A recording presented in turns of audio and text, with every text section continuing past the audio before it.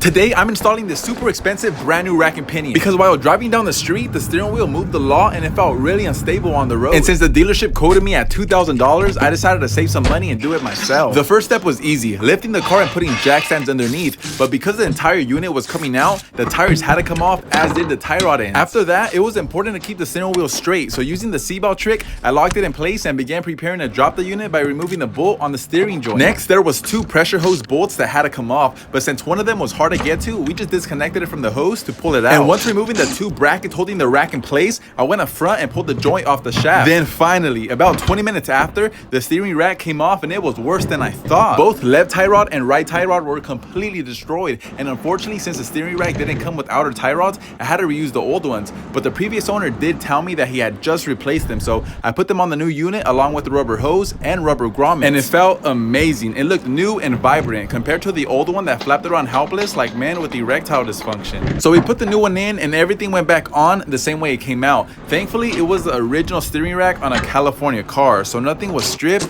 seized, or rusted. But once it was properly installed and the car was lowered, the final step was to bleed the power steering, and for this I filled the reservoir first and went inside to turn the key to accessories before turning the wheel full lock to the left, then full lock to the right 3 times. And since the steering rack was filling up, the reservoir had to be topped off, so I could go inside and do it again, but this time the engine had to be on. And the reason for that was to not run the power steering on a dry steering rack. So once topping it off again, I tightened the wheels and closed the hood to go test it. And although it still needs an alignment, the car feels 1,000 times better and safer now with the new steering rack.